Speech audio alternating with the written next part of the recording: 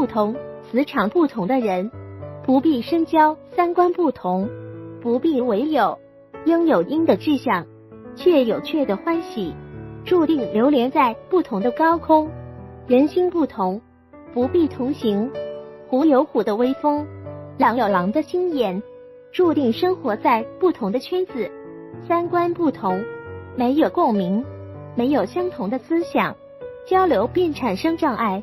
没有相同的志向，彼此很难去沟通。三观不同，互相打扰，你说的话他反驳，他的意思你批驳，你们各自都有理，很难融合到一起。什么是最好的关系？感情从不是简单的加减法，不需要去衡量谁付出多少，而是在一起取长补短，各自交去一半的个性，彼此磨合，彼此承担，共同成长。人与人之间，话不投机，但志也多，志趣相同，无话不谈。不要急于讨好谁，不要过分依赖谁。圈子不同，迟早分道扬镳。人心不同，早晚形同陌路，一辈子不长。与其在不值得的人身上浪费时间，不如努力去充实自己。种下梧桐树，引得凤凰来。只要你变得越来越好，定会遇到适合你的圈子。我们这一生，不缺互相吹捧的朋友，不缺吃喝玩乐的伙伴，缺的是能感染你的内心，同你共进退的人，缺的是能开拓你的眼界，给你正能量的人。易经有云，同声相应，同气相求。人与人能成为朋友，靠的是相同的志趣，也就是看待事物的立场与观点接近。真正的朋友应该有共同的兴趣爱好，乃至理想追求，或者说朋友应该是同道。有的人你见到第一眼就感觉很舒服，而有的人即使认识了好几年，见面也是尴尬的几句寒暄。有的人初次见面就已经深深喜欢，而有的人再怎么联络都绕不过心灵的隔阂。有的人即使相见无言也觉得温暖，而有的人说了千言万语还是免不了觉得生分。有的人远隔千里就已经成为知己，而有的人相处了数年还无法深交。笑点一致的人，很多梗会叫得很默契；笑点不一致，在你看来再好笑的笑话也会冷场。价值观一致的人，可以一起讨论近期发生的热点新闻；价值观不同的人，讨论不久可能就会在沟通中升起莫名的烦恼。人和人之间一定是存在磁场这回事的，磁场相同的人都会具有某种特殊的默契。你一个眼神，我就能领会你的意思；你一个动作，我就懂得你的情绪。磁场相似的人，即使翻山越岭，也终会相聚在一起。磁场不合的人，即使朝夕相处，也终究不是一路人。朋友是人际关系中最为珍贵的部分，也是在我们的成长和发展过程中会对我们产生重要影响的人。所以我们会有意无意地拓展我们的朋友圈，让其对我们的发展更有利。但是现实生活中，因为交友不慎而翻车的例子屡见不鲜。人的心理现象很多时候和行为表现是不一致的，所以择友交友也变得很困难。今天我们就从心理学的角度分析一下判断一个人能不能深交的3个因素，以供大家参考。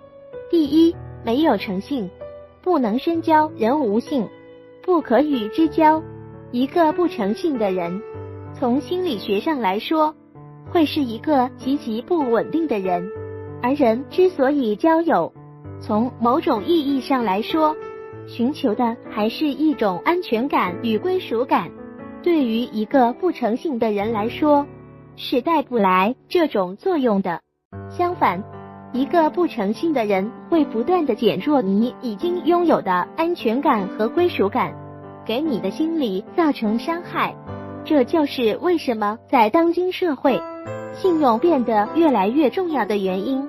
而一个不诚信的人，一旦与你发生连结，你的社会关系就有可能被其损害，你也会变得不诚信，被你的朋友贴上负面标签，从而对你的人际关系产生破坏作用。第二，不能爱人，不能深交爱人者，人恒爱之。一个人如果不能爱别人，爱自己的家人，关心自己的好朋友，只是一味的为自己的利益考虑，这样的人只能是以利相交，利尽而散。从心理学上来说，不能爱人的人缺乏感同身受和换位思考的同理心，不会去爱别人和关心别人。在他眼里，人与人之间的交往只有赤裸裸的利益，甚至在心理咨询的案例中，这种人他们对自己的家人也是这样的态度。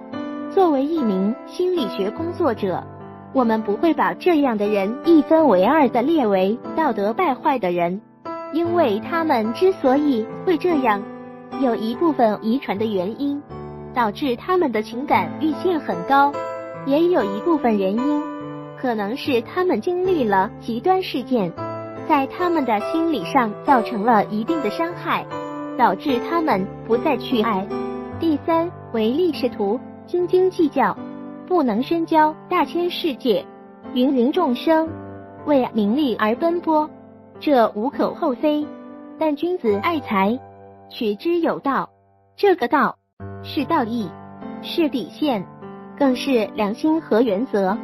如果一个人没有这个道，我们是万万不可与之深入交往的。从社会心理学的角度来说，人都有自私自利的一面，环境对一个人的影响和改造也会有巨大的作用。正如那句古话说的，近朱者赤，近墨者黑。不管你自身如何，与一个唯利是图的人长期交往，内心的自私心理倾向很容易会被激发，从而变成一个唯利是图的人。此外，我们还应该注意别人的斤斤计较和防止自己变得斤斤计较，因为斤斤计较就是唯利是图的前奏。无论是男性还是女性，我们都应该豁达一些，少一些计较，也就多一些快乐，多一份友谊。社会心理学的经验不断告诉我们，与什么样的人在一起，我们就会成为什么样的人。所以做好自己，但也要给自己创造一个有利的外部环境。以上3点分享：第一，没有诚信的人，人无信，不可与之深交。第二，爱人者人恒爱之，不能爱别人的人，不可与之深交。第三，唯利是图，斤斤计较的人，不可与之深交。